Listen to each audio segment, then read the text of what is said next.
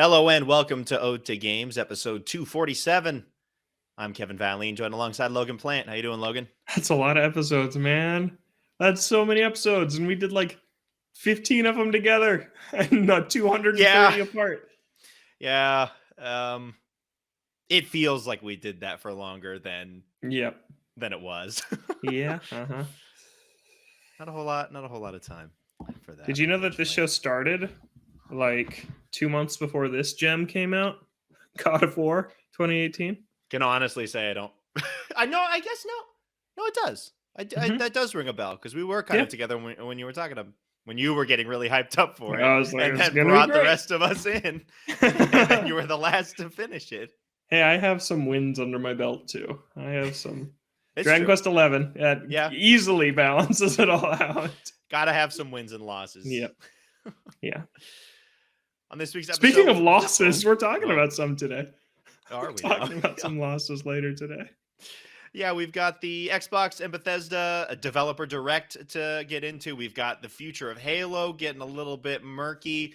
But before that, Logan, you've been playing a lot of Fire Emblem Engage. I have been a lot. How is it after Three Houses? It is great. I like it so much more than Three Houses, which I think is a controversial take. I don't think that's the main opinion that I'm seeing from a lot of people playing this game, but I am enjoying it a heck of a lot more. Real quick, if you're watching the video version on YouTube, this is the pre-order bonus from GameStop. It's this really nice deck of tarot cards in this box that I don't really want to open. But yeah, I opened it once. Or you just I already opened it once.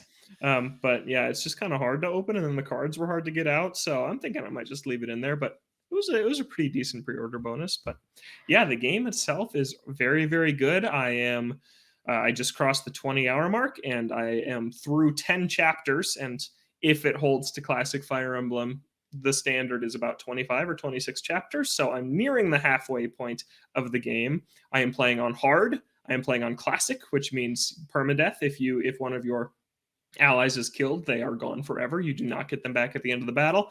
And it has been very challenging. And I'm most happy to say that the tactics and the gameplay, the map design, the actual combat has restored to its former glory pre-Three Houses, which took a big step back in that department. And it's just super, super fun to play these battles.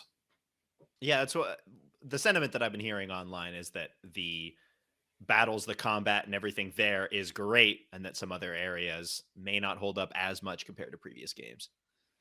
Yeah, so I've heard the story is definitely a weak point. It is not very good. It is the main overarching story is very, very simple. It's just like heroes going to collect things to stop the bad guy. That is, it's very, very rote by the numbers. Yeah, and if you've played any JRPG before, you've seen these tropes. It uses basically every trope in the book. It's had some big reveals so far that have been like, well, obviously, I knew you were setting that up the moment you started to.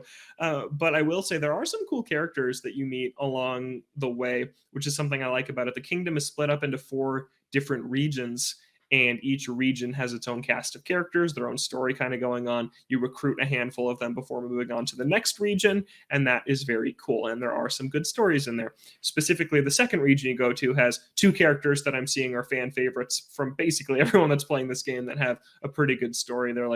They're both princes, and neither of them wants to be king, basically, once their father dies. And so yeah, they have to kind of deal with what's going to happen when their father's no longer there. And that's kind of cool. It's still pretty simple, but it's cool. And then the support conversations, right? When you're building your relationships with your units to make them stronger next to each other in battle. In Three Houses, it like shed light on backstories of these characters that you have in your army, and you learn more about them. But in Engage, it's like, I like tea. Do you like tea? I do like tea. Let's have tea together sometime. And that's kind of it. Like, that's very surface level. Honestly, it does feel like a throwback, because pre-Three Houses, the support conversations I think were better than this, but it was basically like this. So really, I read some things in reviews that were like, oh, the story's really terrible. The support conversation shouldn't even be there. And then I played it. I'm like, oh, it's basically like it used to be. So it's not a super big deal for me. But Three Houses was the best-selling strategy RPG of all time, right? Like, it was huge, and I can see that if that was a lot of people's first Fire Emblem, and I can see coming to this and honestly, it kind of feels like a whole different series, because to me, Fire Emblem felt like Three Houses felt like a different series because of all the departures it took. And to me, a longtime fan, this is like a return to basics, and I really like it for that. But I can see how others would not appreciate some of the changes it makes. Yeah, especially for a game where it is probably the first in the series for a lot of people. It's like, oh Yeah. yeah, I kind of get what's going on here. And you play the next game, like, oh no, I do not. I don't know Yeah, what's going on here in a it's way. like if you played Yakuza 7 and then that was your first one, and then you're like, I'm gonna go check out one of the other Go games. back, What yeah. is this? It's not the same at Completely all. different game. Yeah. Yeah. Yeah. Yeah. So I Do really you like the think that they changes. could meld these together better in the next game? Kind of take what worked in Three Houses and what works here and kind of put it into one title that kind of bridges the gap between old and new. Yeah, there could definitely be better socializing and better kind of stuff to do in between the missions, which is where Three Houses excelled. Um, but they try a little bit of that here. You have a hub area. It's called the Somniel. It's like your castle. It's your base of operations, and it's supposed to be the stand-in for the monastery, the school from Three Houses. Where in between missions, you have the option to go back here. It's where you can buy items, talk to your units, play really mindless mini games that are not very good at all, that buff you for the next battle, and work on the rings, right? The ring mechanic of this game, which is forging with the past heroes from earlier Fire Emblem games. And there's a lot of systems and mechanics there that are kind of extremely overwhelming at times. But you do all this at the Somniel. And honestly, after 20 hours of playing this game, I'm really tired of that part of it, because it's honestly kind of like the Monster Hunter loop or the Pokemon Legends Arceus loop, where you go out, you do your mission, you return to base, and then you kind of have this cycle of things you go through back in the main town, right? Like you restock your items, you pick your next mission, you upgrade your armor, and you go. In Monster Hunter or Pokemon, that takes like 2 to 3 minutes. In Fire Emblem, it takes like 10 minutes to get through all the stuff that you need to do. And that's not that much time in the grand scheme of things, but it's just the same every time. I make a lap around the whole thing, picking up all the items that are produced by like either my plants or my animals. It sounds cool. It's very simple. There's really not much decision making. It's just like random drops. You pick them all up. You do all your support conversations. You go to the arena where you can get a free level for one of your characters, basically. You cook a meal to buff yourself. You go and work on the emblem rings. You check off all the achievements you earned in the last battle on the board, which give you currency in the game, and then you're gone. And it's like every time you have to do that. And it's just a lot. And I can see how maybe they were like not wanting to remove that Three Houses kind of in between battle element entirely. But what's here is just very shallow, but also time consuming. And so that is my main hang up with the game, is like, yeah, so I've done 10 main missions plus probably 5 side missions. So I've spent 10 minutes in between these at the Somniel doing the same task. That's like 2.5 hours of my 20 hours played that I've just Doing the been same thing over and doing over this again. stuff. Yeah. Yeah. And I get that all RPGs have that to an extent, inventory management, party management, but here it just feels a little more cumbersome than it did in the pre Three Houses era of Fire Emblem games, where all this was done with a menu. And now it's like you got to fast travel or run around this area to do it. And there's a couple more things layered on top that aren't really worth your time. Especially when it turns into like a habit where you know when it's going to happen. Some RPGs, it Yep. kind of comes up where, you have to completely change your characters, but you weren't planning on it per se. And then you get to it. It's like, oh, okay. It's kind of Mhm. like a puzzle I have to solve or something. But it seems like here, it's like, well, I finished this mission. Time to go back and do this again. Like, it's Yeah. coming at all times. You know when it's going to happen. Yeah. Now, to its credit, though, they are constantly throwing new things at you to work toward with your party, whether that's new class upgrades. Once your characters hit level 10, you can level them up to advanced classes where they get way stronger and have proficiencies with different types of weapons, which is a big deal. And then the emblem rings it's a super, super cool mechanic. And Kev, my main worry was that they were going to be overpowered, kind of like, say you have Marth and the main character whose name is Alir, and you engage with Marth and you basically become a god for 3 turns. I was like, are you just going to be able to plow through the game? But from my experience, at least playing on hard, it's more about deciding when to use it that can be the difference in winning or losing a battle, which is really fun. It's like they've raised the stakes to where you have this superpower you can unleash, but if you do it at the wrong time, you don't have it later, and then you're kind of screwed. So that has been actually a really cool element. And all the different emblem characters have really cool powers. Some of the first ones you get, Marth has an attack that attacks 6 times in a row and does a ton of damage. So it will basically kill any boss in one hit if you have saved it all the way till the end of the fight, which is really nice. One of the mages has an ability that heals your entire party. Everybody on the board goes back to full health at the expense of the healer goes down to 1 HP. So they sacrifice all their health to heal the entire party. And then another one of the mages has an ability that you can warp across the map and then unleash a magic attack on one enemy. And there's a steed riding unit where you can ride your horse 15 units across the map. And usually units can only move like 4 spaces, and this one can move 15. So it can move like all the way across basically. But these are things you can only really use one time. And so you have to decide when's the right time to unleash that. And then with like the warping ones, if you send them out there on their own, there's really no way to get them back. So then they're just kind of stuck out there. So you have to be smart about not going too crazy with it too. So that's been a really cool kind of added layer to the gameplay, which is unlike anything they've tried before. So that's been super cool. Yeah, for battles that are that long, it seems like it would put a lot more emphasis on deciding exactly when to use it. I think about, Pokemon, for example, where they have, these abilities that you can use once per fight, but the fights aren't particularly long. So Yeah. it's pretty easy to decide, okay, I'm just going to use it here and get an easy kill or something. But here with longer fights, you probably do have to think a lot harder about when you want to use it. Yeah, and who you want to give it to also, because these rings aren't assigned to certain characters. It's like you can equip Marth with literally anyone in the game that you want. It can be with your main character, or it can be with someone you recruited in the last chapter. You can give them Marth, and then they can inherit Marth's skills, like they can build bond with him and unlock levels with him that grant skills both when Marth is still equipped on them and then when you move Marth away. So honestly, it's like Xenoblade in that way, where when you master a class, you earn that skill that you can then keep even when you Right. change classes. And they do that here in Fire Emblem with the old characters. It's like Marth has these really good skills that you have to level their bond up all the way to level 10, and then you can move Marth on to somebody else, and then that old character retains some of those skills. Super cool. There's like a ton of possibilities. I know a few people playing this game and I'm talking to them and they're like, wow, I did something completely different with my Emblem characters than you did.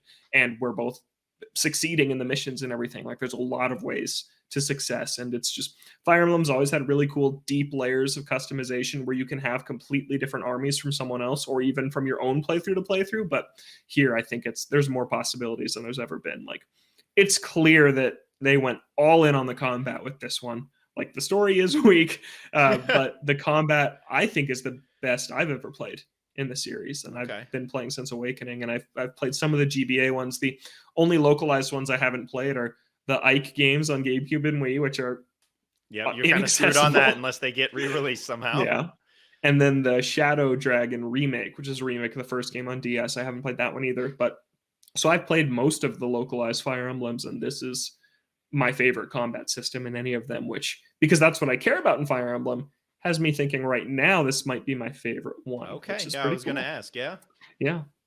Yeah, I think so, because I don't really care about the story. A lot of them are just kind of fantasy nonsense that don't make much sense, and really for me it is about the tactics gameplay, and here it is just really cool. And there's even more things beyond the emblems that are new to this one that just totally changed the game. Like there's the weapon triangle, right, which is kind of a staple in the series, that swords beat axes, axes beat lances, lances beat swords. But they've revamped it in this one to where if a sword attacks an axe, the axe wielder becomes disarmed, and then they can't counterattack for the rest of the turn. So basically, you can have someone go and disarm an enemy and then surround them on all sides with other people, and they can attack without having to worry about a counterattack. That's super cool. It's a totally new thing that they haven't done before, and it's like just another thing for you to think about. And there's a bunch more I won't go into because they made a ton of changes that are really cool. And it's difficult, and part of it is because I'm playing on hard, so maybe me upping the challenge for myself is kind of what's making me have this cool of an experience. But the rewind feature is also really nice. So if you do lose a unit, you can rewind and make a different decision of how am I not going to lose this person, and that's fun to figure out. I don't see myself ever returning to a Fire Emblem where you can't rewind, because I can't believe in the 3DS days I used to shut off my DS and start over after like an hour of investment. Had more time back then. Yes, definitely. So the rewind is very nice. And then people say, well, then why do you play with permadeath on if you just rewind? Because you still have to play to not lose anybody. Where in casual, rewind, you can just... You can only rewind so far, right? Yeah, you can So rewind. you could be in a situation where you really have to think like, oh man, I Yeah. kind of botched this whole last bit. Can I save it? Which Hmm.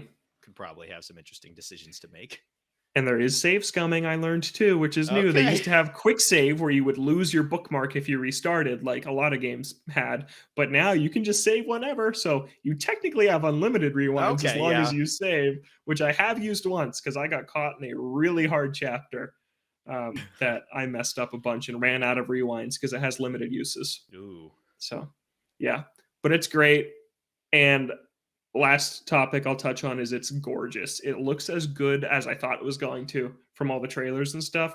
The art style just really, really pops. It runs so much better than Three Houses did, and the environments look way cleaner than Three Houses did. And after each battle, instead of just going straight back to the world map or to your base, you can actually walk around down on the battlefield you were just fighting on from like a behind the back third person perspective and talk to your units, scout for items, adopt pets, which you can have roaming around in your base. And it's really simple, but it's super cool to see like the battlefield you just saw overhead for the last hour from down below. So that's just a really cool thing that they have both of those kind of renders of these maps that you can kind of seamlessly switch between. So yeah, it looks amazing. The soundtrack is awesome. Like Fire Emblem soundtracks are always really great. This one's no exception. So yeah, it's everything I wanted it to be, which was just a back to basics, one army only, combat focused Fire Emblem, and it is that, and it is great. Yeah. Great. Glad that you got your Fire Emblem game after after Three Yeah. Houses was a little bit less than that. But yeah, maybe after this one, if they see some of the feedback, probably not a bad idea to try and marry the two together and try and make something that kind of gets at both of those. Hmm. Because I know the Or Three just Houses go was back very and forth. popular.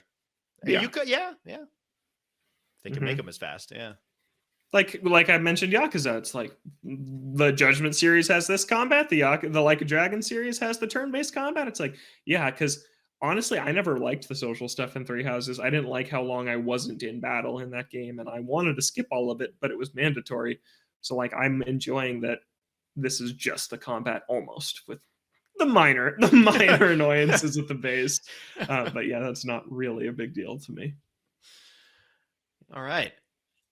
You want to get into some news here? Sure, We got Xbox and let's do Bethesda. it. They had their developer direct just a little while ago. They were talking about 4 games that were going to be there. We knew that Redfall was going to be showing up. We knew that Forza was going to be there. Minecraft Legends was going to be there. Elder Scrolls Online was going to be there. And they had one surprise. Yeah. Glad that they had something else. I was kind of Uh-huh. going in under the assumption that those are the 4 that we were going to see, and that was it. It's usually how Xbox kind of goes. They kind of show their hand right off the bat. First off, overall, as a presentation, we talk a lot about Xbox and their presentations and how sometimes they don't really hit well. This one was about 45 minutes, and it had 5 games. Personally, I kind of felt like it was a little bit more of the same in that regard. Of that, Mhm. the issue that I have with a lot of these is that if you're not vibing with a game that's being shown off, you're going to be sitting there for another 10 minutes while they talk about it. And while it's great when the game comes on, you're like, wow, this is great. And you get a lot of stuff to watch there, especially if you're watching something live. Having to sit through a game that you don't care about for 10 or 15 minutes is kind of brutal. How did you Mhm. feel about the showcase as a whole and the presentation length and everything? Yeah, I feel the same way. I mean, just compare it to a Nintendo Direct, which is the same length, 40 to 45 minutes, and they show like 30 games, and this had 5 games in the same time window. And not only that, it's games that we knew about. Like except for the one, which is very We'll cool. get into, But yeah. it's like Redfall is kind of a little bit of a known quantity. Yeah, it's a multiplayer arcane game with vampires. Like I didn't see anything that really surprised me from its gameplay showcase. And then Minecraft Legends we've seen some of before. Forza, yeah, it looks amazing, but you're not going to really showcase that to me over a live stream. Like people are going to see that when the game comes out. So I don't know. I didn't think these games necessarily warranted the amount of time they got. And how many minutes of this showcase was us looking at developers at their computers? Like that so much of it, like there was a montage in the beginning of like, oh, everybody's happy developing or playing the games themselves, and then there's this similar montage at the end, and then even throughout these trailers, like the amount of times they cut away from gameplay to show like a developer talking to the camera, it was just kind of a lot. I'm not saying I don't think seeing developers is important. I think it's cool when people get to show off their work. I just think that I don't know if this is the right setting for it. I think the right setting for it is like upload a VOD to YouTube that's like 15 minutes of Redfall and then do that. And people that want to see it can seek it out Right. rather than here. Like the Treehouse events Yep. where Yep. you've got the main show, and then at the end of the show, hey, you want to find out more? We've got a video on this specific game or this specific game, and you can find it on the channel right now. Like that seems to be a good Yep. way to do it. You get to show a lot of stuff, and if people are interested in specific games, they can go and watch those. Yeah, the the B-roll of showing the studios, I feel like those are usually for when they don't have anything to show. Yeah. Like, well, we can't show the gameplay yet. There's not enough there, but hey, we're working on it. It feels a little bit more weird when it's like, hey, this game's coming out in 2 months or Yeah. 3 months, and we're going to spend a lot of time on that. Yeah. There's definitely some tightening that they have to do on these showcases, I think. And there are obviously people that know more about marketing and consumer behavior than I do. I know very little, but just my gut tells me that someone, I don't know. What do you think of this, Kev? I feel like Redfall. If you aren't interested in Redfall and then they play you at 15 minutes of gameplay of Redfall, is that going to get you more interested than a exciting 3-minute gameplay trailer? Like for someone who has no interest, I feel like a 10-minute thing is really only for the people that already know they're interested, and the people that aren't are going to tune out when it's like just gameplay with no music in the background and you're just watching the gameplay, like rather than a trailer that's like, hey, here's what this game is at its peak. I don't know.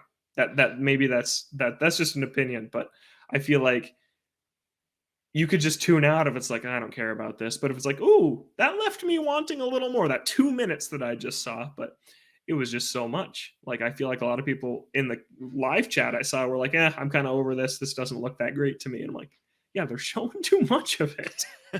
No, I feel that. Yeah. Mhm. And I think it's easier, especially going into Microsoft showcases, knowing how they do things and knowing how long they are on specific games in their showcases. I think it's a lot easier to see a game come up and just not care Yeah. because, oh, I know the game is, they're going to be talking about this for at least 10 minutes. So I'll tune out. And when we get to the next one, maybe it'll be something that I'm interested in. Whereas if it's a minute to 3 minutes long of a trailer, you're going to be waiting for what comes next. And maybe while that's happening, you're watching and then you see something that kind of hits you a little different. And you're like, oh, Yeah. maybe I should look more into it. Yeah. I think they still have a lot of work to do on this. It was just the first one of this brand. They can improve. They can definitely improve. But it feels like the showcases that they've done in the past. This is kind of a common thing of spending a bunch of time to talk about very few games. Yeah. Yeah, I think that they can do a little bit better in the future. But I will say that the fact that there was only 5 games meant that the highlight and the surprise of the show, Hi-Fi Rush, I think got a lot more press than it could have gotten if this was a showcase with 10 or 15 games and that was kind of thrown in there. Yeah. I think this game really benefited from the showcase and its design, and it looks really cool. And you've had a chance to play it because it was out today. A shadow drop, which is crazy. Yeah, shadow drop from like a AAA publisher, like Microsoft. Tango Gameworks, and Tango Gameworks. Yeah, it's crazy. They made Evil Within and Ghostwire Tokyo. Bethesda. Microsoft got them in the Bethesda deal, and it's like, yeah, now they've made a game that's on Game Pass, and whoa, this game is cool. I was going to play Fire Emblem tonight before the show, but this came out, so I downloaded it because I am back on Game Pass, and wow, it is really, really my kind of game. It is really cool. The rhythm combat is super satisfying and works really well. There's really good feedback to tell you if you do hit a attack combo right on the beat like you're supposed to. There's a little icon on the screen like a music note. There's an audio cue because like the audience, the fake audience or whatever, like chants hey whenever you like hit it on the beat, and then your controller rumbles. So like when you're in the flow, it's like you're getting visual audio and like sensory cues that you're doing it right, and that's a really cool feeling. It's gorgeous. It's like Jet Set Radio, kind of No More Heroes vibes too. The action is insane. They have licensed music in there, which is really good. Like they have the Black Keys and 9 Inch Nails are the first 2 licensed bands that I've heard in there. It's super cool. Yeah, it's awesome. It's an awesome game. I don't know how long it is. It's a $30 game. So I'm not sure how long it's going to last, but whoa, this was a super cool surprise today that I've had a ton of fun with so far. And it feels like we don't get surprises like this too often. Yeah, especially like, not from and, Microsoft. Yeah. and that we knew. I didn't know anything about it. Did you? It, I it don't. leaked yesterday. Okay. Well. Yeah, which sucks. Yeah. Or yeah, earlier today, whatever. It leaked a few hours before. Okay. Well. So that was a But shame, but yeah. no, I didn't know anything But even about then, it. we didn't hear anything about it before that. It's not like we were Mhm. expecting something and be like, well, it could be there. Like this game was an unknown completely until Mhm. until it showed up. Yeah, because there are shadow drops where it's like, we know this is coming out sometime, and then Right. they're like, and it's out today. But to go from never hearing of this game's existence to playing it 2 hours later was really cool. So And Game cool. Pass also Yeah. made that easy because I wasn't going to go buy it if it just dropped. But being able to just go install it and try it out was really cool. So yeah, today felt like the future a little bit, where they're like, this game's out You're like, right this game's now. out and I'm playing it right now. I don't Yeah. even have to pay for it. Yeah. Technically. Mhm. Also, Kevin, I know we often talk about licensed music concerns and how are those games going to get delisted. Well, Tango Gameworks made music to replace the licensed music in every instance of this game, and they did it for their streamer mode. So if you're streaming this game on Twitch, Oh, okay. they don't play the licensed music. They play music of like a similar vibe and similar tempo to fit the level that it's supposed to be set to, so you don't get a copyright strike if you're streaming on Yeah. Twitch. That also future proofs this game. So if they ever run out of the license, they can just patch them out and say, okay, now it's just the original music that's already there. So I don't think this game's going to go the way of Fuser and be No, gone not Fuser. and be gone within Or a couple of yeah, or just years. licenses in general. Like Forza Horizon, Yeah. it's not necessarily just the music, but licenses in general that can Hmm. cause games to be delisted within a few years. Hmm. So to know that they have a backup, and it's also nice for streamers. They put Yeah, in I thought enough it was a cool effort. thing. I think back. So when Saints Row came out, they had a streamer mode. You know what that streamer mode did? What? It just cut off the music completely. The streamer mode was like no music anywhere. Oh It my was just gosh, silence. So that's it's always crazy. nice when the developers actually care enough to create an Hmm. entirely new soundtrack. If they've got a bunch Yeah. of licensed tracks for streamers, and maybe if it wasn't even for that reason, later on, future proofing. That's nice that they're thinking ahead for that. Yeah. But yeah, the game, it's just so satisfying to play. Like, I really like rhythm games. I loved Guitar Hero and Rock Band back in the day. I really liked Cadence of Hyrule. There's a few other rhythm games I really like. Rhythm Heaven I really like, and this game is just really, really good. All the enemies and everything in the world even moves to the beat, like it showed in the trailer.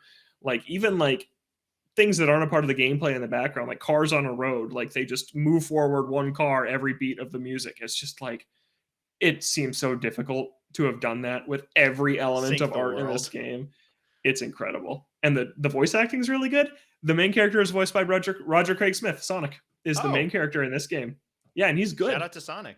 Yeah, he's really good in this. And the art style is just amazing. And the cutscenes have kind of that like low frame rate, like Spider Versey kind of look to them. Yeah, it's just so cool. It's one of like most stylish games I've probably ever played. It's insanely cool.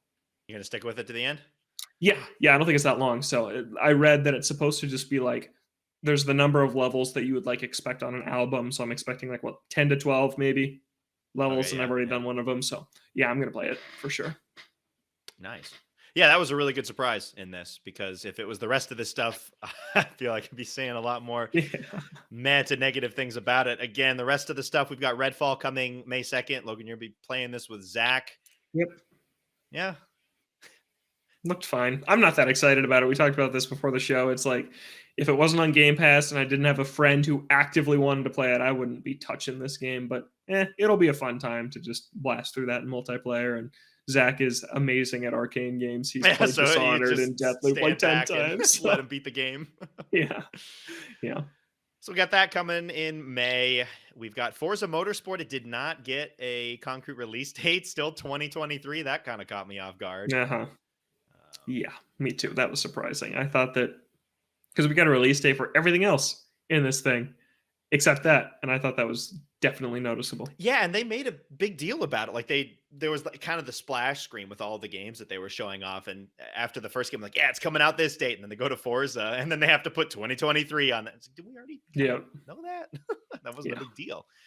It looks gorgeous though. I mean, it's what Forza is. Always, at the very least, you can expect from a Forza Motorsport game to be kind of at the forefront of next generation stuff. Yeah, the detail on that is crazy. Mm-hmm. But beyond I that, look it's forward kind to of the what you next expect. Horizon. Yep. Yeah, Yeah. to get it a little bit scaled back, but a lot more fun Yeah. for people who Yeah. aren't into super strict racers. Mainly, I would just go on to Forza Motorsport to get onto the NASCAR tracks and drive backwards and cause crashes. That was the main thing I did on actual Forza Motorsport games that weren't Horizon. Yep. But hey, for the new damage models, it could be really cool. Yeah, that's true. Yeah, that game does look amazing. I wonder how it'll look on Series S, which is still what I'm rocking. Yeah. Yeah, I wonder what sort of compromises they'll have to do with that. Yeah. You can find out on Game Pass. If you're I probably will. I don't know. We'll see how the install size is for that thing. God. It's going to be huge. Yeah, we're going to get to a point where you're only installing one game. Well, yeah. You've basically got one big game that you can install on your hard drive. A lot of them do have Series S sizes. Like they make a Series S version that's way smaller than the Series X version. They do that. So that's good. Hopefully they'll do that for some of these upcoming games because Redfall and they're going to be big. Taking up a lot of space. Minecraft Legends is out on April 18th. Yeah. I'm not super into Minecraft. I do think not anymore. I was, but I do think that the base building, depending on how deep that goes, could be really cool. Like Minecraft is all about building, and I feel like with games like this, the customization may not be there as much as this one is. So I feel like if it is really deep, then you could come up with some really cool base designs for these sorts of fights and procedurally generated worlds. I think that you could have cool stories and cool battles that could come of that. But I don't think it's my game. Yep, same. Looked cool though. It did. Yeah, I like to see different experiments in the Minecraft universe. I think that is a cool idea. Like, yeah, I like it. Yeah, and then Elder Scrolls Online was there. Cool. Hey, I will say, cool thing about that, they are making their every piece of DLC and every expansion free for a limited time, so people can try out the game. Okay, free trial, basically. Mm-hmm. Yeah, I don't know how long it is though, but yeah, it's cool. It could beat all of them before the free trial ends. Easy. Yeah. Let's get through all of those. Yeah, so that's the Xbox and Bethesda Developer Direct. Overall, it was okay. Again, we have issues with Xbox and how long they sit on certain games, but the surprise they had was great. I think if they've got more of that in the future, that'd be really good, especially if they're going to keep in this design of having 10 to 15 minute showcases per game. But honestly, I think that moving forward, if they can find some sort of, I think the setup's already there of just having the shorter trailers to have a nice tight show and then have these developer conversations and deeper dives into games afterwards. I think that's the design that they should go for. Maybe they're in a situation where they don't have enough games that they want to show off to make that work. Yeah. But if they do, I think that that's the way to go. And maybe it could be better in the future because they'll have games that they haven't shown us 100 times that we'll be seeing a deep dive on for the first time, like that one in the garage. Hey, I'm excited to see that garage gameplay. I'm really excited. The name of that game? Isn't it like Contraband? Is it Contraband? Yeah. I can't believe you remember that. Because it's become a joke to me. Yeah. So it's the garage game. Contraband. I don't know what the contraband is, but there's something in the garage. Yeah. All right. I'm gonna lose my mind when Contraband's shown off. I'm so excited. Yeah. But for now, that's it from Bethesda, but not for Xbox, because we've got a lot of stuff going on with Halo. Microsoft was going through a round of layoffs. Awful news for the people involved. 343 was hit very hard with that too. There was a lot of rumors going around that 343 may be removed from Halo development. 343 comes out and says, hey, we're going to be a home for Halo in the future and making all these new games. I don't think it explicitly say that they are the sole home of Halo, Yeah. which I think is the caveat there. But yeah, a lot of stuff going on with 343, and it seems like the door has been opened to other developers under Microsoft's umbrella, kind of taking a stab at it, because Halo Infinite has not been in a good place since launch. And maybe at this point, they're kind of open to experimenting with other developers and seeing what works. Yep, that's still all rumors right now if they're actually doing that. But whether it's true or not, I think they should. I absolutely think they just bought they have, if the Activision Blizzard deal goes through, they have the makers of Call of Duty, they have the makers of Doom, they have a handful of other developers. What, like, I'm totally blanking. Something Affinity that I'm totally blanking on the name of right now. That has been a support studio for Halo multiplayer basically since the 343 era started over a decade ago They got now. Machine Like, Games, right? yeah, For Wolfenstein. They could ask yeah, them. Rage 2. They have a lot of Yeah. studios that can make good first person shooters. And I think that it's time to not take it away from 343, but maybe let some other studios explore. That's what I think should happen. What will happen? I don't know. I have no idea. It's been a mess of a week. I was kind of neck deep in trying to figure out what was going on, and we ultimately weren't able to confirm anything one way or the other about what the future of Halo is. We're just going to have to wait and see exactly what it's going to end up looking like. But yeah, 343 did have a lot of people let go. Like, a ton of people are no longer there that were.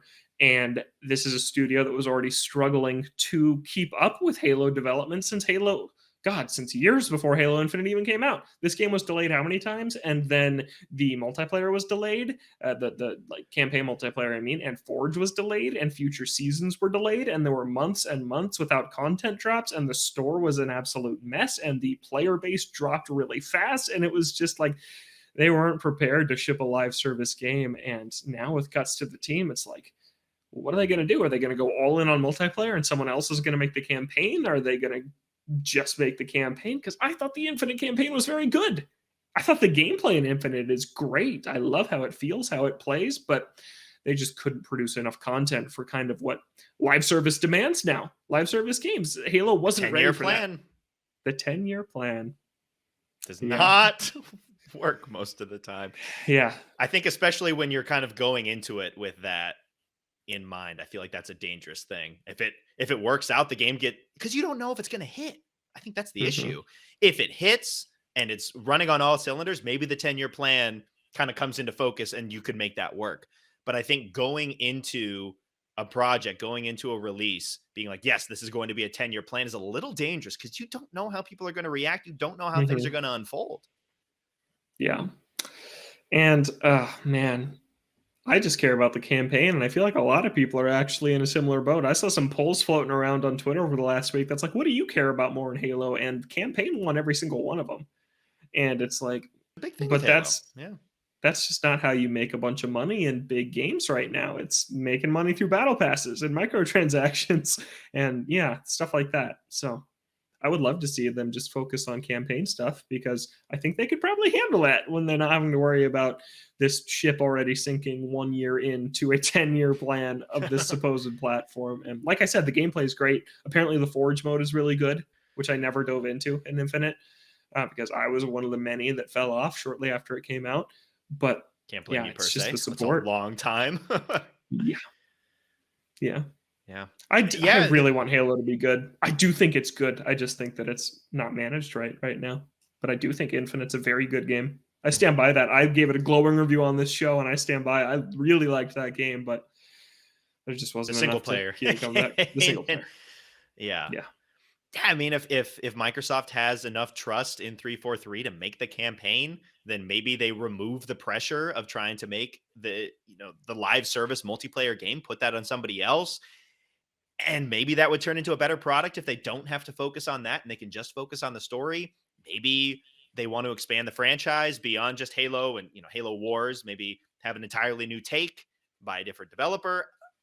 I feel like either decision would be good. I think if Microsoft wants Halo to be the flagship that it's been, they kind of need to be making games for it like they did when on the original Xbox, you have Halo and Halo 2. On the Xbox 360, you have Halo 3, Halo Reach, ODST, Halo 4 and 5, Xbox 360, Xbox One, and then it kind of started to fall off. I feel like you can get other developers on there, not pump them out every year, but give you 2 solid titles at least per generation. I think that would push Halo back into the limelight, but it kind of just disappears for a while, comes back Mhm. to middling success, and then disappears again. Yeah.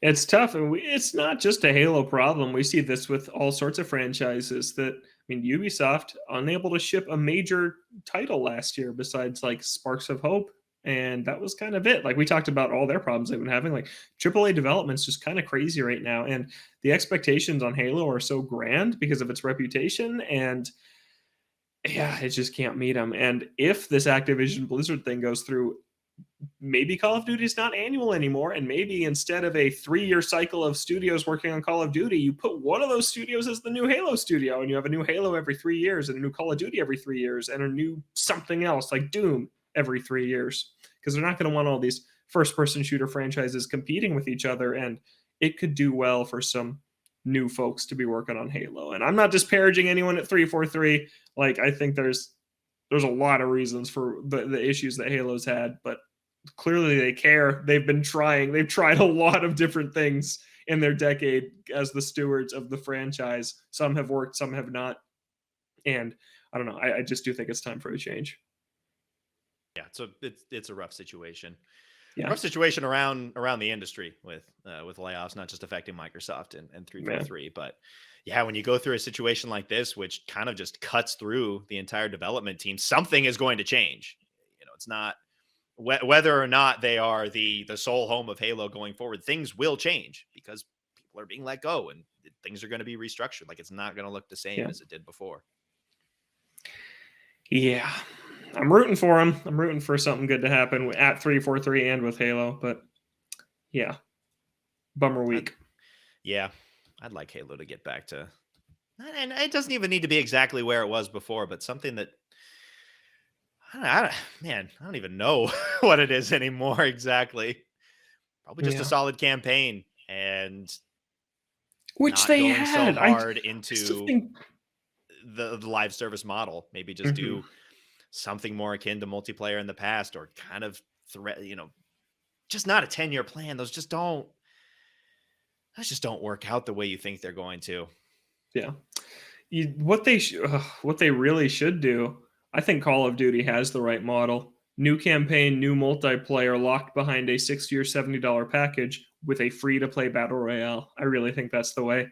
I think that in by the end of next year there will be a Halo battle royale out. I absolutely think so, and I do think that's the way. I think that honestly that seems to be the model that people like to play, free to play more than just a Halo shooter Slayer PvP team based thing, objective based. I think people like the battle royale format. I think a Halo battle royale could clean up. Yeah, absolutely. If it's If it's good, good. and Yeah. when they got to hit on the content, my God. And the store and the battle pass and all that stuff. Yeah. Yep. Hopefully they learned from Halo Yeah. Infinite for whatever comes next if they're kind of continuing down this free to play or live Yeah. service model. Yep. So that's the news out of Microsoft. A couple other small things for me. Story of Seasons, A Wonderful Life. It's out in Japan now, and it gets a June 27th release date. I haven't decided if I'll be playing the Japanese release before the Western release, but I do want to give this game a shot. It's weird to see games that have staggered releases now. I'm so used to these games coming Yeah. out day and date. Like, Pokemon, it used to be like that. Now that's changed. Yakuza Like a Dragon, the same way. We're doing day and date now. To go back to a world where they're staggered by 6 months or longer, Rune Factory will be the same way. It's just kind of weird. It kind of harkens back to an earlier time where I did have to wait, and you're just kind of Hmm. getting screenshots or watching some people who had the other version of the game playing it. It's interesting Yeah, to I go back remember to Ace that. Attorney 5 was out in Japan like 5 months before the US. And I was like, I gotta stay off the internet so I don't see anything about this game. Yeah, it is a different time. Yeah, but good. I didn't realize that it hadn't gotten a date yet, honestly. So Yeah, glad it that was it just has one. summer. And yeah, June 27th. And then last little bit, this wasn't going to be something that I cared about too much, but I saw the trailer for it. SteamWorld Build was announced for this year. I have never played a SteamWorld game before. I've heard that they're quite good, but this one is a city builder slash, what is it? Dungeon keeper or something like that. Yeah.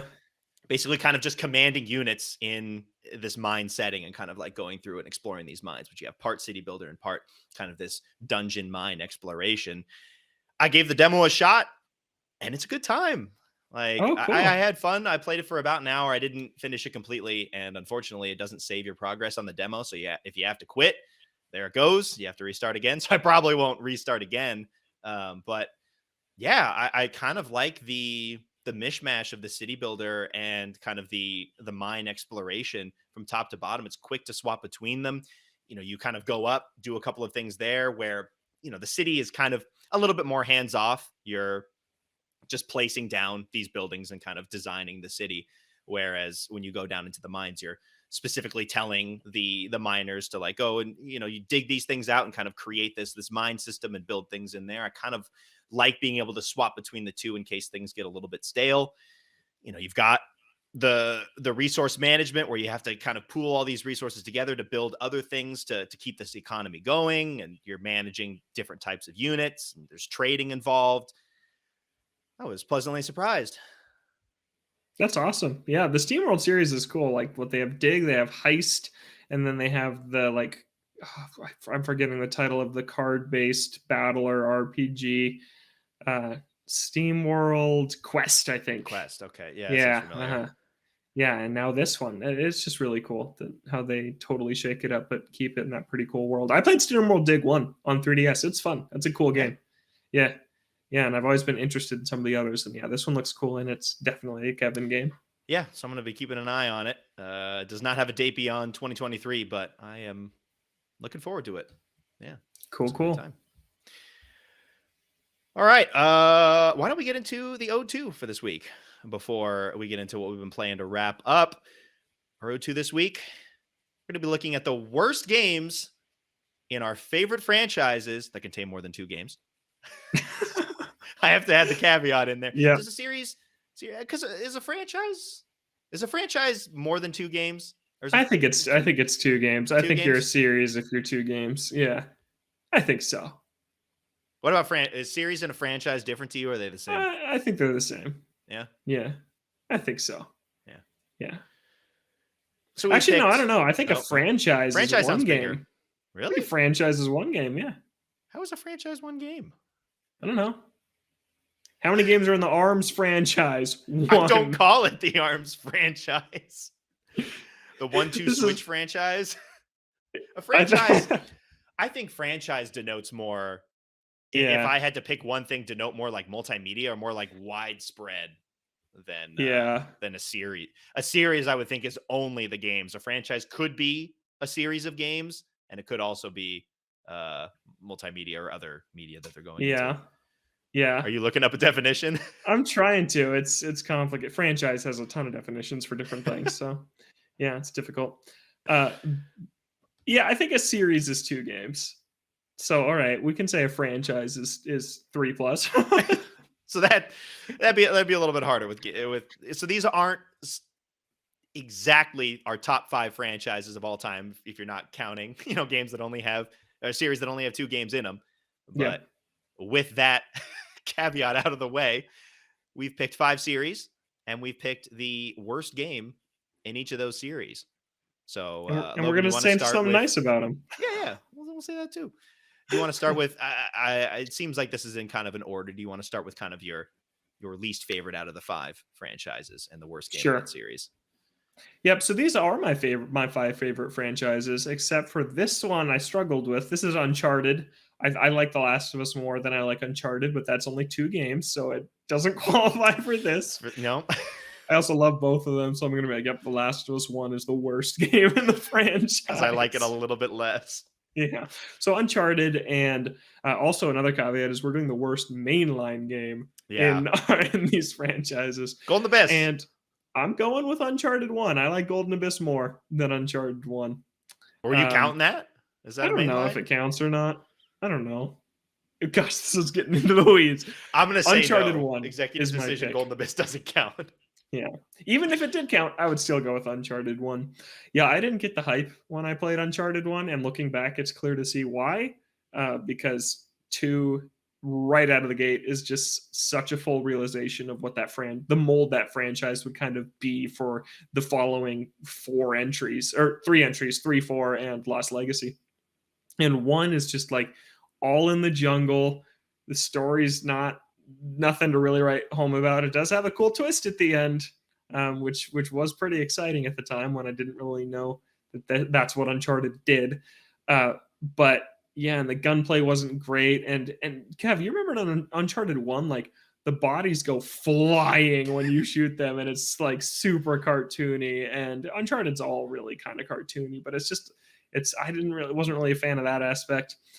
So yeah, I think it's the clear weak link of the Uncharted saga. I think anyone would agree with that pick. Yeah. Piggybacking, I have Uncharted on here, and Uncharted 1 is also my least favorite. I think it does introduce the characters, and I appreciate it for that, for what it does there. But if you look at it under the lens of having played the other games, it just is weaker. I think that set pieces are such a big thing with Yeah, Uncharted. Like those are the things you remember, whether it's, the ship that you're in, or the train dangling off the edge, or, any of those. yeah, I don't think Uncharted 1 has that, really. Like yeah. Not I really. think back, and I think about the twist that happens Hmm. late in the game, and it's cool. It's cool to have that in there, but I think that for me, the strength of Uncharted 1 is the story, and it I think was its weakest in 1. And 2, it's the set pieces. I think those are the two things you need. And if you look at it in that lens, I think Uncharted 1 is the weakest in both of those regards. Yeah, But yeah. it was It's also the one. first game in the series. So at the time, it probably wasn't as much of a deal because you hadn't seen Uncharted 2, 3, and 4. Yeah, It's kind of just what it was. And then 2 and 3 and 4 kind of just iterated on that and just made it better. yeah. Which is why 2 was like so groundbreaking when it came out, because people were like, "Wow, this is so much better than the Yeah. first game." Yeah. Uncharted 1 is one I would never be like, yeah, I'm just going to sit down and play this. I would only ever play this game under the context of a full series replay. Right. Like, Yeah. I would play 2, I would play 3 and 4 and Lost Legacy. I'd be like, yeah, that sounds fun right now. But 1 is not one you would go back to just on its own. Yeah. That's Uncharted. Yep. Worst game in the series. Should I go for my next one? Yeah. Ace Attorney. The worst Ace Attorney is Justice for All, the second one in the series. Yeah, this game is it's honestly one that I also wouldn't really replay unless in the context of a full series replay. And out of the 10 Ace Attorney games, it is the only one I feel that way about. It only has 4 cases, and only one other game in this series only has 4 cases, but they're all good. And so there's only 4 cases. Every other one at least has 5 or 6. And I dislike 3 of the 4 of them. I really enjoy the final case in that game. It is the only thing that upholds Ace Attorney 2 is that its last case is like one of the best cases in the entire franchise. Unfortunate that it was stuck with the rest of the Yeah, game. yep. But yeah, that game's just not as strong. The soundtrack, I think, is the weakest of any Ace Attorney also. But yes, it's redeeming quality. The nice thing I will say is its last case. Its last case is one I'll just go back and play sometime. I'll just start at case 4 and play through that, and it's incredible. So I'm glad that it has that. I'm glad it exists for that reason. But yeah, the rest of it isn't very great. I don't remember too much of those games, honestly. I should Yeah, replay them sometime. you should. Maybe when the next trilogy gets announced. When is that going Oh to happen? gosh, Maybe I'll go please. back in Yeah, and play through those again. they're great. Yeah, Obviously. I enjoyed the Great Ace Attorney. Oh my It was a great gosh. time. Yep. Yeah. Yeah. This next series for me is a bit of a throwback. It's probably not in my top 5. It's still close, but this is kind of more of a nostalgic pick. This is Pokemon. I have played some Pokemon games recently. Diamond Pearl. And Legends Arceus, which is great. It's a great game. But in the late Game Boy Advance into DS and 3DS era, I played all of them. Like I was the person that bought both copies of the game to trade with myself. I had multiple DSs and would just trade with Yeah. myself. I was all about it. And those games, I would still go back and play some of those. I'd still go back and play Platinum. I'd still go back and play Heart Gold, Soul Silver, Black and White. I'd probably think about going back and replaying. This one was kind of hard because I could pick Diamond and Pearl remakes. I could pick Sun and Moon, but I think I have to go with X and Y. I played X. I feel like just because this is the point for me when I realized, like, wow, this just isn't as good. I didn't find the world very interesting. The teams are never super deep, but what was it? Team Flare? Team Flare was in that game, and it was the stupidest thing. This guy just outright evil, and no one seems to care for absolutely dumb reasons. The post game was non-existent. I barely remember anything from Ultra that game. Beasts. No, that's Sun and Moon. That's Sun and Moon. Yeah. Yeah. Like, there just wasn't any. The only thing I remember of that game is the France setting and the Eiffel Tower and kind of that center city. Like nothing else in that game stuck out to me. Moving from 2D to 3D was a rough transition. I think those games do not hold up very well. You can go back to the Game Boy Advance games hold up incredibly. The DS games hold up incredibly. You go to X and Y and it just doesn't. Yeah. I could go with Sun and Moon or the Diamond and Pearl remakes, but I think X sticks out to me because it was the point in time where I realized something changed and I'm not a fan of it. And you didn't play the true worst one, which is Sword. I did not play Sword. Yeah. Yeah.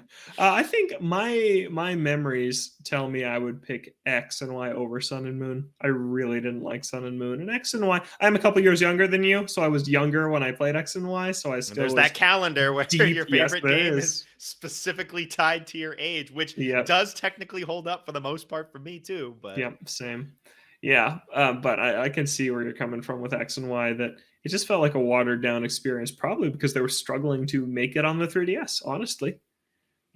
Yeah, that transition was hard. And then they had to do it again to the Switch, and it was hard again. Yeah, Sword and Shield are so ugly.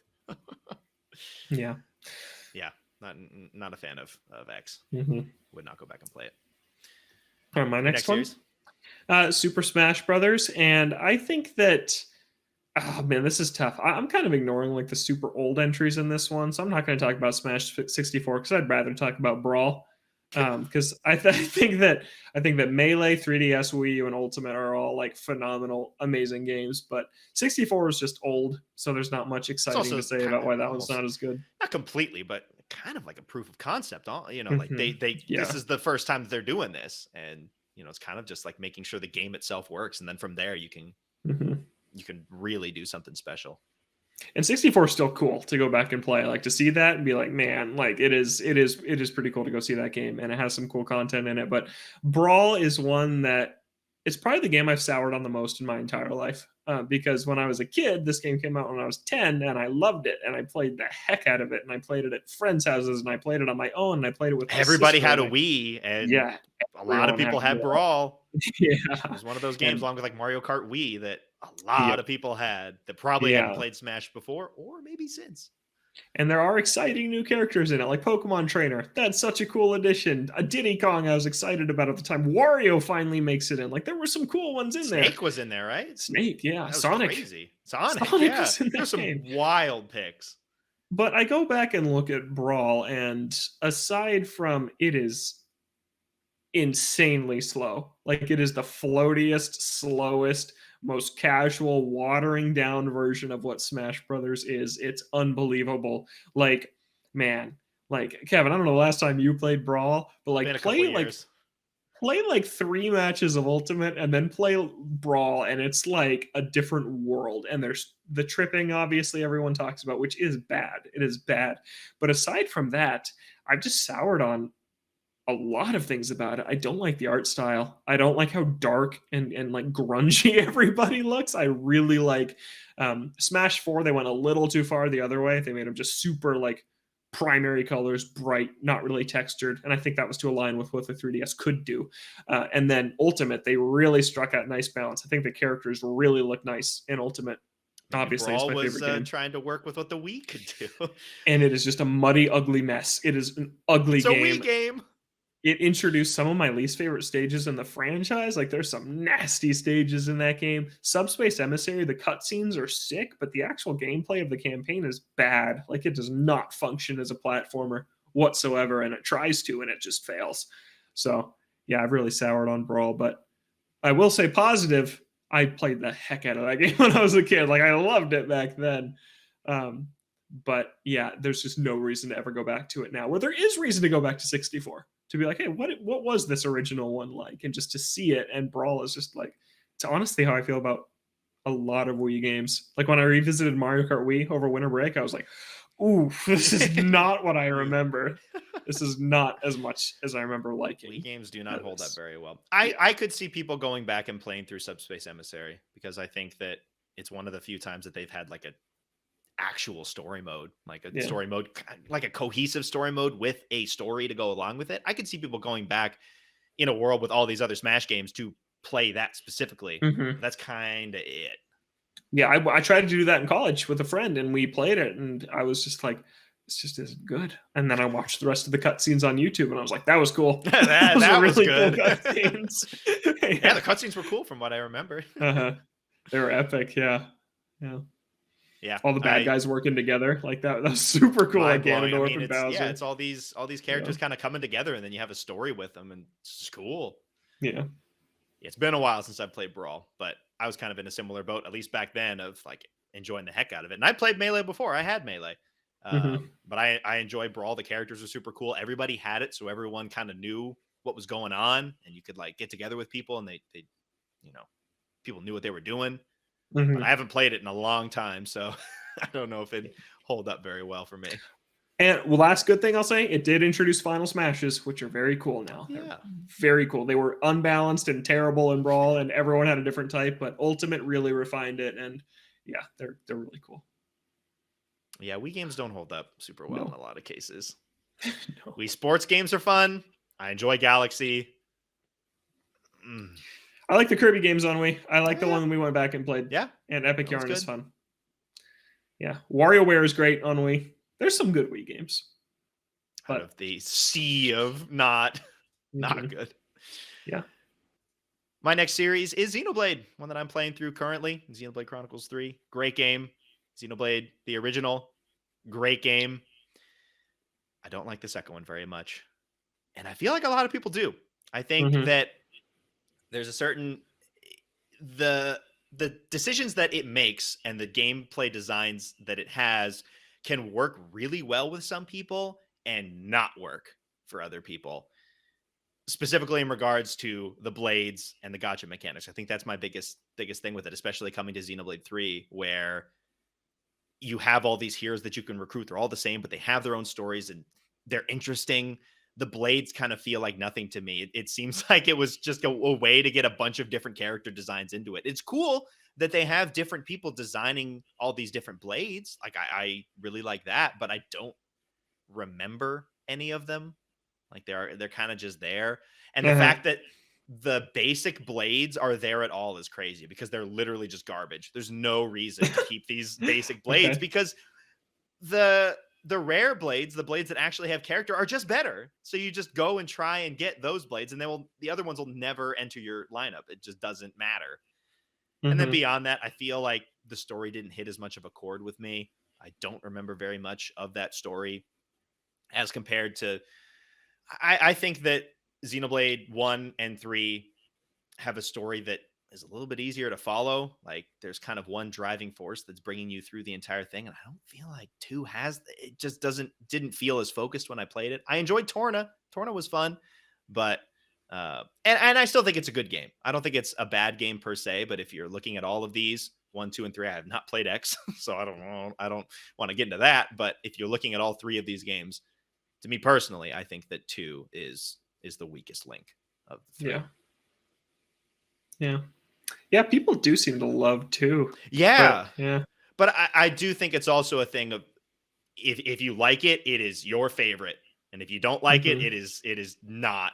It just Yeah. doesn't do it for you. I think that the design choices that it made kind of foster that in people, where you're either Yeah. really down with it, and you kind of have to be if you're playing this game for 80 to 100 hours, or you're just not. Yeah. Yeah, Totally. it's all right though. I still played it for 80 hours, but Yeah. Yeah. Yeah. definitely a step down. Our last two. I'm going with 3D Zelda is the random kind of qualifier I put on the Zelda franchise. Just 'cause I didn't want to pick like the original or Too Zelda 2. easy, low So hanging fruit. yeah. So for 3D Zelda, my least favorite is Majora's Mask, and even on a replay last year, it still is my least favorite. And this is, I thought about this one when you were just talking about Xenoblade. If you like it, it's your favorite, and if you don't, it's one of your least favorites. And there's a lot I love about this game. I love the tone. I love the music. I love the design of the mask itself. I think it's super, super cool. Um, and I think the story is actually really, really good. Like maybe one of the best ones in a 3D Zelda game. It has a lot of themes in it that other games don't really tackle, but the dungeons just suck, man. They're just not fun. Yeah. They're not fun, and what you have to do to get into them is not fun, and the puzzles are not fun, and there's just a lot of crap. And yeah, the if you took that story, that world, that those towns, those environments, and just put better dungeons in them, it would be one of my favorites. But it's just not fun to play. It's one of Yeah. those games where it's like, you know how every day you get more sour on Diamond and Pearl that you get further Yep. away. Every day removed from playing Majora's Mask, I grow more fond of it because I'm like, because what sticks with me is the stuff I like, the atmosphere, the characters, the dialogue, stuff like that, the music, and then it eventually reached this breaking point where it's like, I'm gonna bust that game out again, and then I play through it, and I'm like, God, I'm never playing that again, and then the cycle starts over. Cycle repeats. Yeah, because I played that game like 4 times, I think, and I don't like it very much. It's short though; it's not very long, but yeah. Oh, and controlling the Deku Scrub is not fun, and you have to do that a lot. Oh, and the Goron is the It bosses just are keeps coming terrible. up. The More and bosses more. are terrible too. I hate them. So yeah, Majora's Mask. Yeah, Yeah, that great is in one that a lot hindsight. of people love. Maybe it is that where they haven't played it in a while, at least for some I people. And you're think like, it yeah, is. for the decisions that it made, and how different it is from the other Zeldas, you can look back like, wow, that was really cool. And then maybe some people play it and they do really like it, and then some people go back Mhm. and play it, and like, oh, maybe not as much. Yeah, and I don't mind the time mechanic. It works. It works well. You can slow it down, and you have enough time to do everything you need to do. And some of the side quests, which are what people are always obsessed with, is what is good in that game. But yeah, actually, Zach's one of Zach's friends, who he's Zach's biggest Zelda friend along with me, and that's why Zach has played so many of the Zelda games, is because we keep making him basically. And his favorite was Majora's Mask for his whole life. And I was talking to him the other day, and I was like, "Oh, but you're a Majora's Mask fan, so whatever." And he's like, "Oh, actually, I replayed it, and it is no longer my favorite." And I'm like, "Yeah, It has that's been bumped right." down. Yeah. Not anymore. Uh-huh. Yeah, maybe more people should go back and try it again and see Mhm. if it still stands. Yep. Because people like the 3DS remake is bad. I'm like, no, the game's just bad. Like, it's not the remake's fault. Yeah. Speaking of 3D games, I'm going 3D Mario as one of my favorite franchises, and Mario 64 upon replay. Man, that game doesn't hold up without Yeah. the nostalgia goggles, which I do not really have. I do have the nostalgia goggles for the first like 2 or 3 levels. Also, I think that those are a little bit better levels because there's not as many do or die moments that the game does not do very well. Because yeah, those first couple of areas are fun. They're sprawling areas. There's a lot of interesting objectives that they have you do in these areas, and yeah, there's not as many situations where the game's shortcomings kind of come into play, where you're trying to platform on these tiny sections and Mario will just decide to walk off. I want him Mhm. to turn, but he'll do like a circle The around and U-turn. slides off and dies. But sometimes he does what I want, but I wasn't Yeah. expecting it, so it kind of catches me off guard. Yeah, when the game tries to ramp up difficulty, I don't think the rest of the game can kind of keep up. It just becomes bogus at a certain point. Yeah.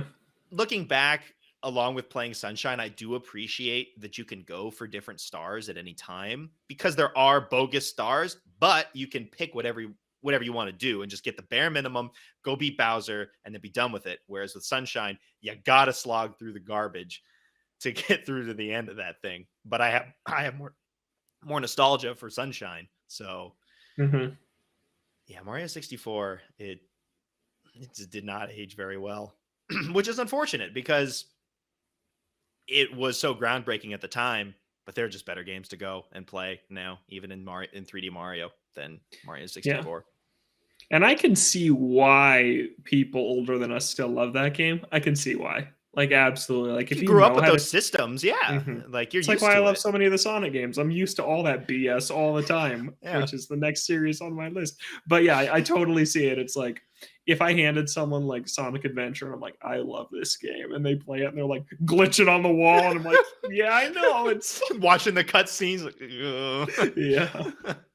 Yeah, but yeah, I have very little nostalgia for Mario 64 or Sunshine, and when I played them in 3D All Stars, I walked away from Sunshine liking that one a lot more too.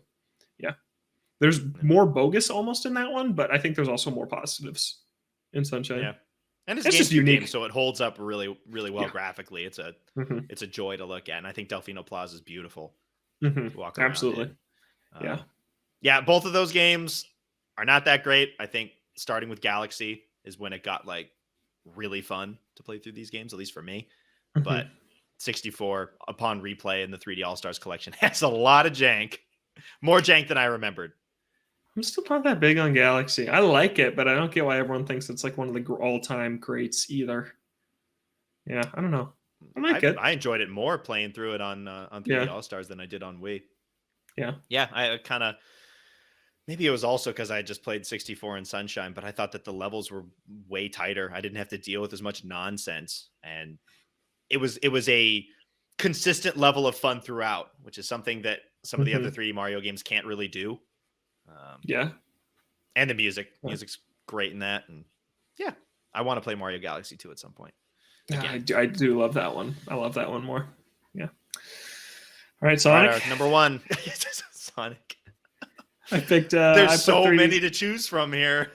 Which one? Yeah, but the choice is clear. It's secret. It's Sonic and the Secret Rings. It just is. I think about all the others, and I'm like, the adventure games I really actually like for the most part. Heroes turns into absolute hell in its second half, but it's okay in its first half. And you get to do the first half 4 times, so it starts to lose its luster a little bit, but yeah. And then Shadow is not good, but it's short, so it's just like ripping off a Band-Aid. And then 06 is terrible, but I don't know, not as bad as I thought it was going to be, I guess. The loading times are really the worst part of that game. And the Mach Speed sections. Mach Speed sections are some of the most stressful things that you'll ever do. And it's broken, but it's kind of funny broken. Secret Rings is just not fun, really, ever. Like, 06, there are some minor redeemable moments where you're like, that was okay. Well, there are points where it kind of feels like a traditional 3D Sonic game. It's like, it's there a little bit. Secret Rings goes in a completely different direction. The motion controls are terrible. The on-rails is awful. The level design is just horrendous. It doesn't tell you what levels you have to do, which is the most insane part of that game. Looking up a guide to figure out the fewest amount of levels that you can play to get through the game. I distinctly remember being on my phone. I'm like, wait, no, we didn't have to do that one. I'm like, oh no, dang it, we wasted more time. Yeah, that game was awful. Level, from what I remember, the wind level. It's what horrible. A great idea to have an on-rails game where Sonic is constantly moving forward and then have a level where he's constantly moving backwards as well as moving forwards. And you have no choice in the matter. You're just getting blown back and forth. That's all you're doing. But yeah, that game is worse than 06, and people don't really talk about it. Like, it is way worse than Sonic 06. And it is shorter. And I would choose to replay 06 over Secret Rings because it is just not good at all. 7 rings in hand. The music's not good. The music's awful. Because it uses the same song for everything. There's the intro song, and then it's the main menu song, and then when you finish the level, it's the song. So you finish the level, and then the song is there. You exit the level, and then it starts again for the menus. No such thing as an arrow. Though Who Dream. Though Who Dream. It doesn't even make any sense. With a Yeah. lot of Sonic games, you can look at it and the game is terrible, but hey, the music's great, so that's cool. Mhm. It's Secret Rings doesn't even have that, Yeah. which is a very low bar that it couldn't clear. Also, shout out to Sonic Lost World, which I hate. I hate that game the further away we get from it. It is awful. And it has 2 Yeah. games. Oh god, and I beat both of them. They're both just terrible. Yeah. Good old Sonic. Shout out to Frontiers. Man, that game is good Being compared good. to the others. An actual fun experience. Yeah. Yeah, except the pinball. That was insane. Yeah. All right, your last one? Got to be Like a Dragon, Yakuza. And I'm going with Yakuza 3. I think that this is also kind of a game that some people really vibe with and some people don't, because it's a lot more slow paced than the other games in this series. You're on Okinawa, you're hanging out at the orphanage for a lot of it. You're kind of hanging out with these kids, being the caretaker. There are some more serious things that happen in the story as it does, but I think that it takes a much more laid back approach. And some people really like that. Some people kind of get into that vibe. And I don't know if I felt that as much playing through it. It's one that I do want to go back and play through again now that the collections are out. The collection of all the remastered versions of those games. I want to go back and give Yakuza 3 another shot, because people have been saying it's like, oh, it's one of my favorites. But I remember when I played it, especially with 4 and 5 afterwards, I really liked having the different characters with different storylines, being able to kind of swap up the gameplay. And I didn't think the story was as strong as 2 or even 1 for Yakuza 3. I think that it has its redeeming points. Okinawa is an interesting place to visit, and it's the only time that it shows up in the games. But for me and what I like to play in Yakuza games, I think it's just kind of the weak link. I think it's still a very fun game, but it's one that I want to go back and see if it truly is the weak point that's not Dead Souls, because it just kind of is an odd man out. Also, it doesn't look the greatest because that was the transition from PS2 to PS3. They look a little chunky. Yeah, the character models are a little chunky, and they got smoothed out more by Yakuza 4 and especially by 5. Like, they had it down, but 3, you can kind of tell that they were transitioning to the PS3. There's that era of games where it's like they don't need a full remake, but they don't look that great on their own. Like, I think about like Halo 3, like Halo 1 and 2 got these gorgeous Xbox One remakes, and then Halo 3 is like, it's just an up-res version of the original. And then Halo 4 still looks amazing, and it's like, so 3 just kind of sticks out, and it sounds like the same for that. Yeah, because the PS2 games are completely different beasts. Like, they're not even like full worlds that you're walking through at all times. You're walking through areas, and then you kind of like chunk into the next area, because that was the PS2. And Yakuza 3 was kind of that first game that is modern Yakuza Like a Dragon. But they had already remade the first 2, and like, well, we have 3 more games here. We're not going to be doing those for all 3 of them. So and I don't think 4 and 5 really need it as much as 3 did. But what are you going to do? It did get cleaned up, and they did some work on the localization. So I'd like to give it another shot. But right now, I think it's the weak point for me. Whew, that was a long one. Want to wrap up with what we've been playing before ending things here. I've just been playing Xenoblade and a little bit of the demo for SteamWorld Build, which was fun. But that's about it for me. I already talked about my big 2, Fire Emblem and then Hi-Fi Rush today, but I did try Monster Hunter Rise on Game Pass, and oh my gosh, I wish the saves transferred because it ran and looked great. No.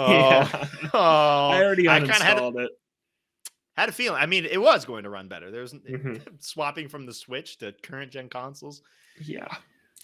Yeah, it runs at 60 FPS, and it is just super smooth to play. It was really cool. Zach and I just hopped on and did one mission, and it was like, oh my gosh, like, really wish that we could transfer our save and get it on the PS5 where it would run even and look even better than the Series S where we tried it for free.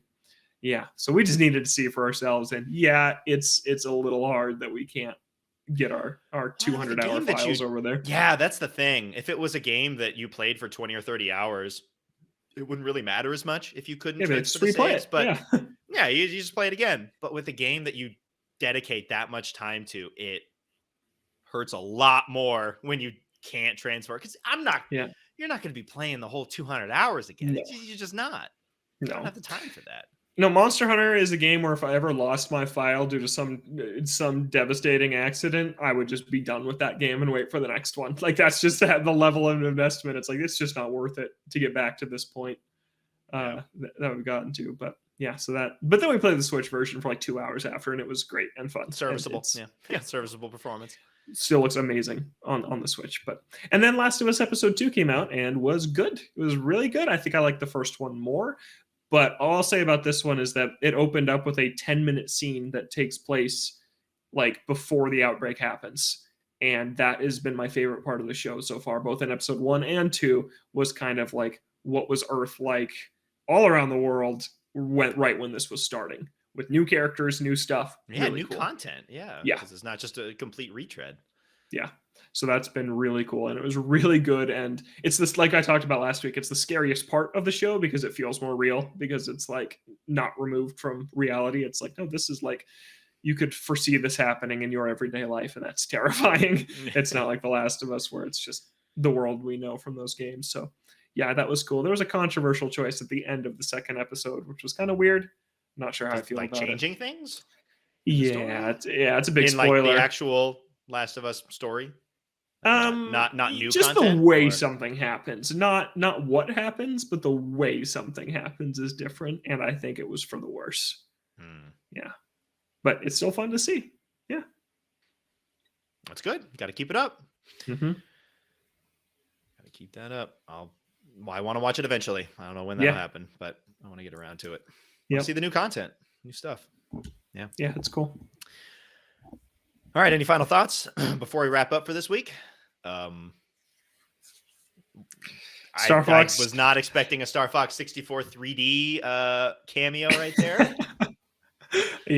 Because Kevin and I almost accidentally redid an Ode 2 that we had already done before, and one of my choices was Star Fox for that Ode 2 for a series that I gave a second shot, but in this case, never grew attached to because I don't like Star Fox very much, and that's all. Except Guard. Star Fox Guard. That's why you have like 10 copies of it, right? I love it. It's really good. Yeah. Yeah. Just needed a bunch of copies. Yep. That's going to do it for us on Star Fox Guard. We're going to wrap things up on this week's episode of OD Games. Nice. We're here on Thursdays or Fridays, Apple Podcasts, Spotify, other podcast streaming services that you may use. YouTube at OD Games as the video version of the podcast. We're on Twitter at OD Games. You can send an email to odgamescast@gmail.com. For Logan, I'm Kevin. Thank you so much for listening, and we'll catch you next week.